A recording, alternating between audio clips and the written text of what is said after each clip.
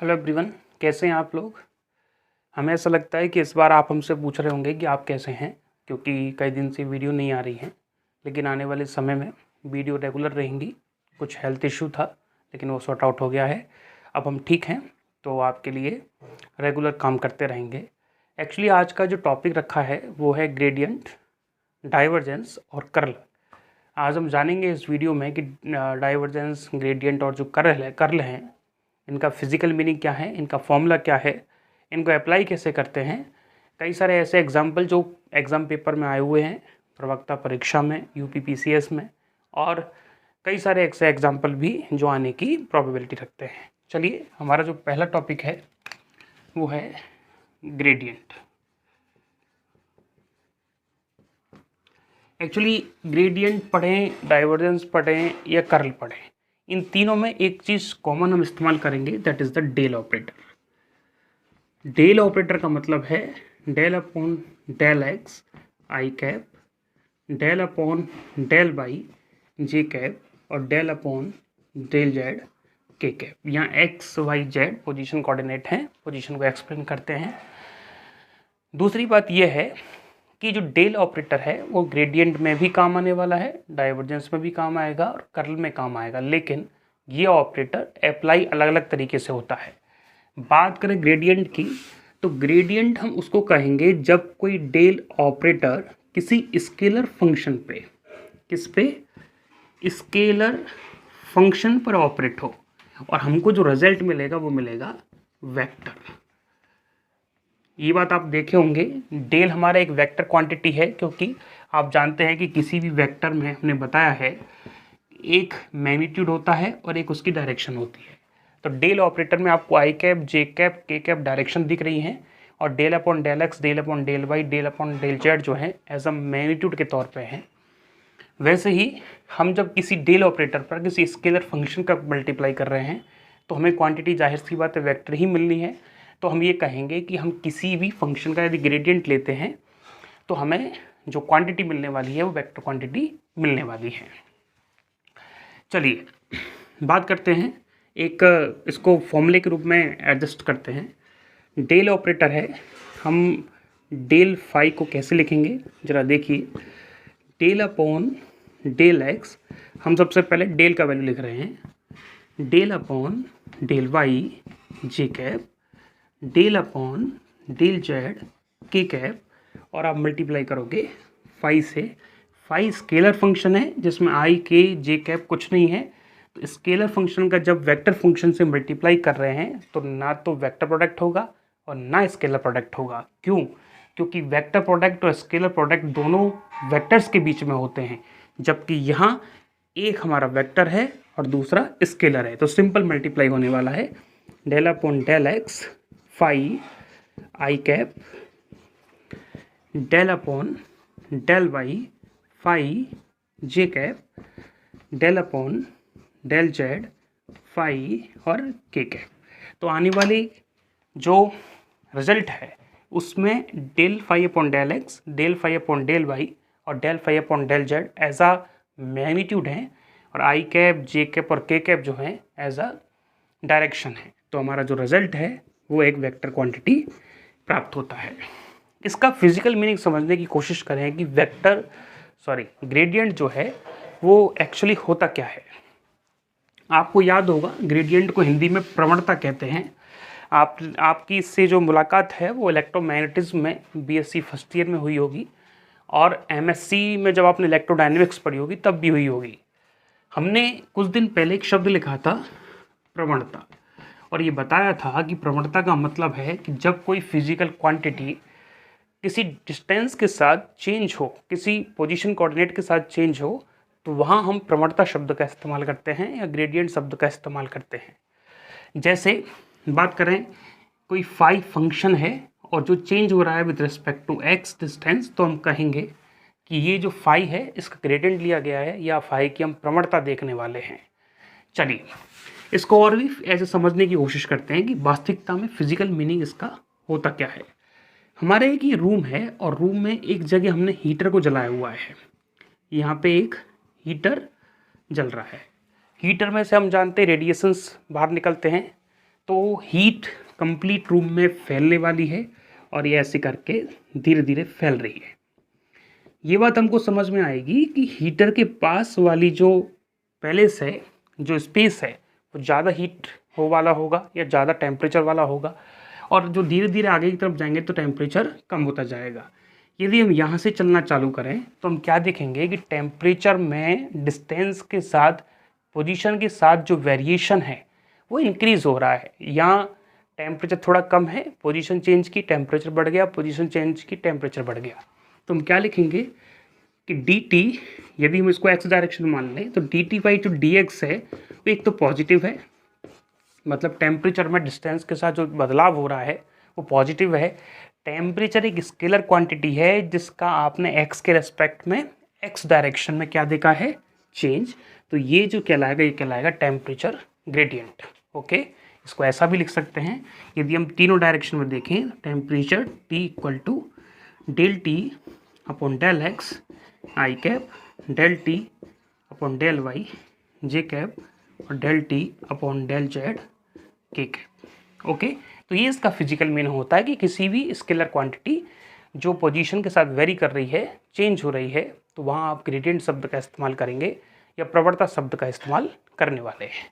चलिए आगे इसके कुछ एग्जाम्पल लेते हैं जिससे आपको और क्लियर हो जाएगा।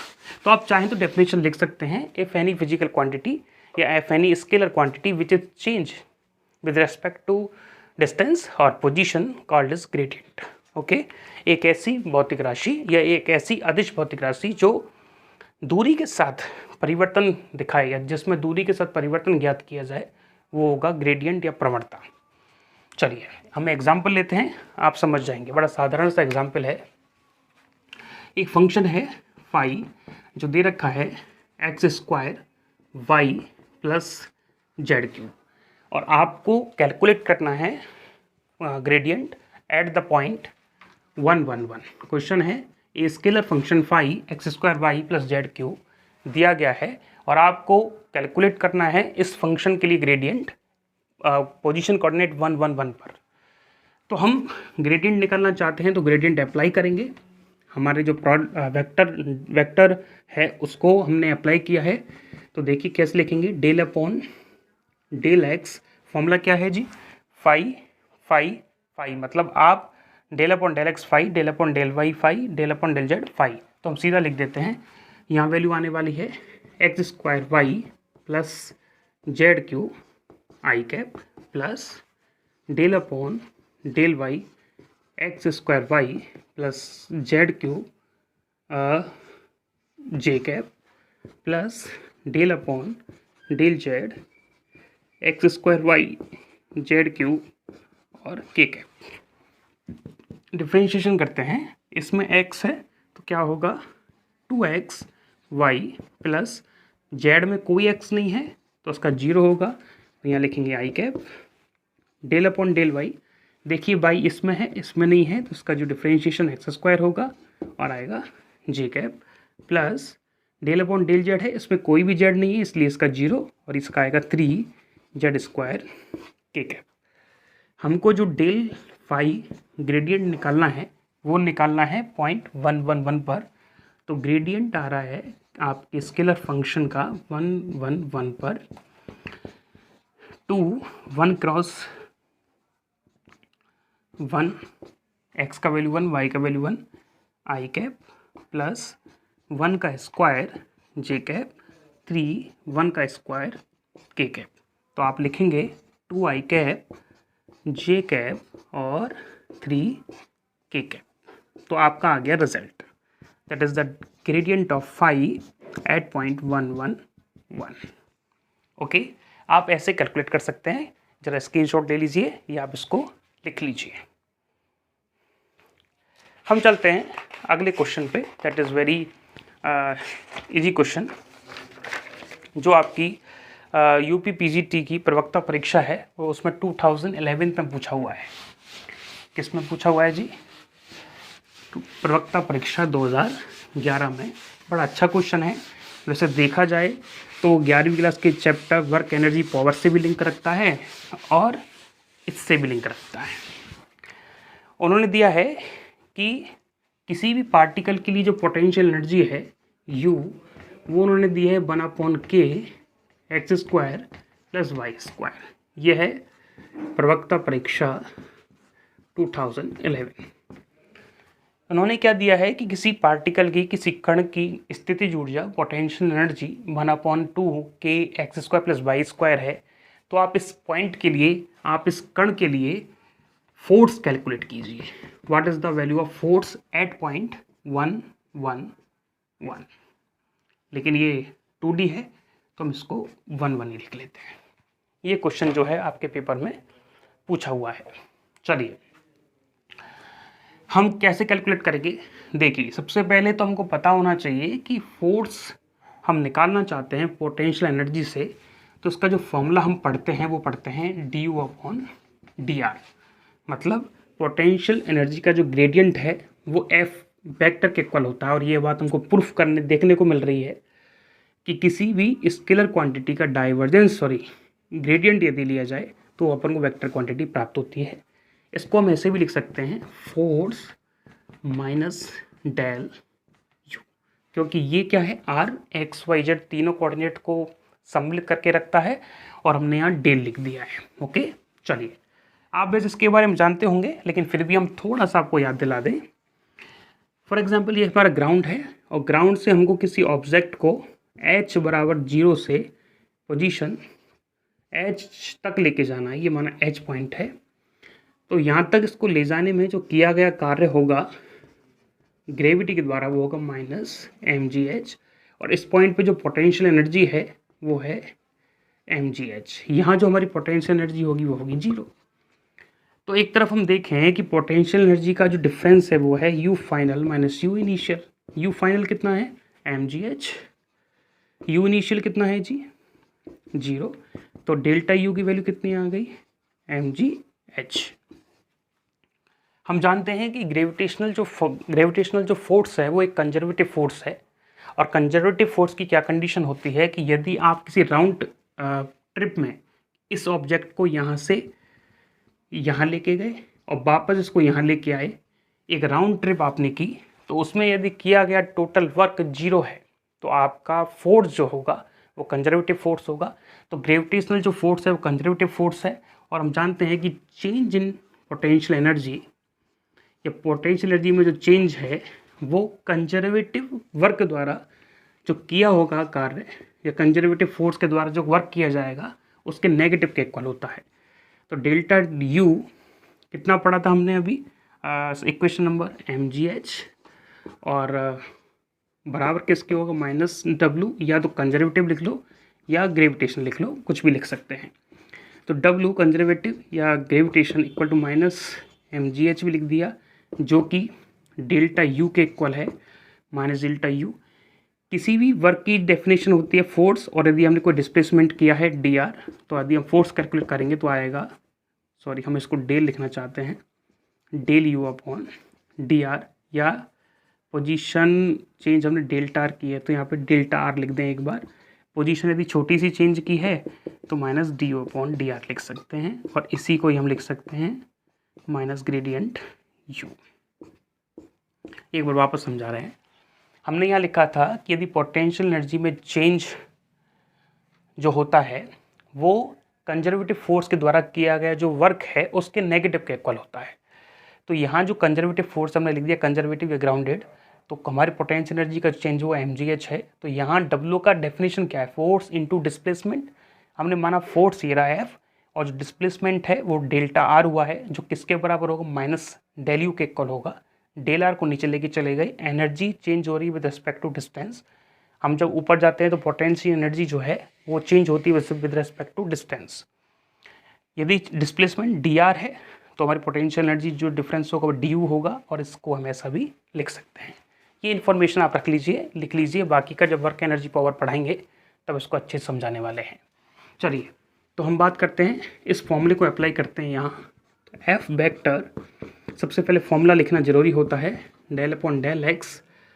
आप कहें तो सीधा मल्टीप्लाई कर दें, u(i) del/del y u(j) del/del z u(k). चलिए वैल्यू रखते हैं। ध्यान रखना फॉर्मूले में ही माइनस शो हो रहा है, ग्रेडियंट में कभी माइनस नहीं आता।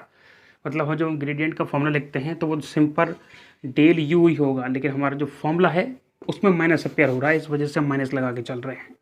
चलिए यू का वैल्यू रखें अपन लोग।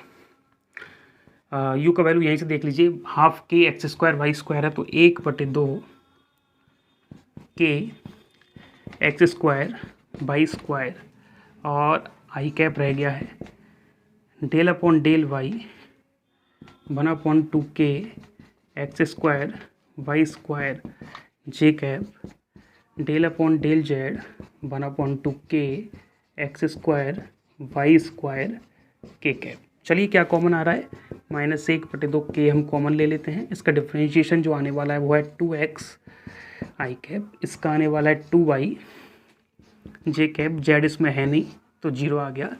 हमने 2 से 2 कैंसिल आउट कर दिया तो -kx आई कैप वाई जे कैप, ये है फोर्स। अब हम निकालना चाहते हैं force at point 1 force at point 1 and 1, that is आएगा -k आई कैप प्लस जे कैप। ये क्वेश्चन आपका 2011 में पूछा हुआ है, तो आप शायद समझ गए होंगे। हम बात करते हैं, एक क्वेश्चन हम आपको होमवर्क में दे रहे हैं, वो आपको करके लाना है, लिख लिया। चलिए एक क्वेश्चन आपको होमवर्क में दे रहे हैं, वो आपको करना है, और आपसे हमारी दरख्वास्त है कि जो क्वेश्चन आपको वीडियो लेक्चर में दिए जाते हैं आप उनको सॉल्व करें। सॉल्व नहीं हो रहे हों तो आप टेलीग्राम ग्रुप, व्हाट्सएप ग्रुप पे भी चर्चा कर सकते हैं, और यदि वहाँ भी आपसे सॉल्व नहीं हो रहे हैं तो आप उस ग्रुप में मैसेज भी दे सकते हैं कि ये सवाल करवाया जाए। हालांकि टेलीग्राम ग्रुप पर एक बच्चे का मैसेज आया था कि लास्ट वीडियो का जो सवाल है वो करवाया जाएगा, करवा दीजिए, हम उसको करवाने वाले हैं अभी। लेकिन पहले हम बात कर लेते हैं एक एग्जाम्पल की जो होमवर्क का है। आपको ग्रेडियंट निकालना है ए वेक्टर डॉट आर वेक्टर, और रिजल्ट कितना आएगा आपको ऑप्शन दे रहे हैं हम। ऑप्शन ए 0 या 0, option B A, option C A vector, option D A R. आपके ऑप्शन है, आपको कैलकुलेट करके बताना है कि आप ग्रेडियंट निकालना चाहते हैं E vector dot are vector का। ध्यान से समझना इस क्वेश्चन को। आप ऐसा तो नहीं सोच रहे हैं कि अभी आपने कहा था कि हमारा जो वेक्टर है डेल वेक्टर वो ग्रेडियंट में स्केलर पर ऑपरेट होता है, जबकि आपने तो वेक्टर पे किया है। लेकिन हम आपको बता दें यहाँ स्केलर प्रोडक्ट हो रहा है, एक वेक्टर का डॉट प्रोडक्ट हो रहा है दूसरे वेक्टर के साथ, तो इन दोनों का जो रिजल्ट आएगा पहले वो स्केलर आएगा और फिर उसके बाद ऑपरेट होगा डेल। तो ग्रेडियंट की जो डेफिनेशन है वो बिल्कुल सही चल रही है, इसमें कोई गलती नहीं है। चलिए थैंक यू।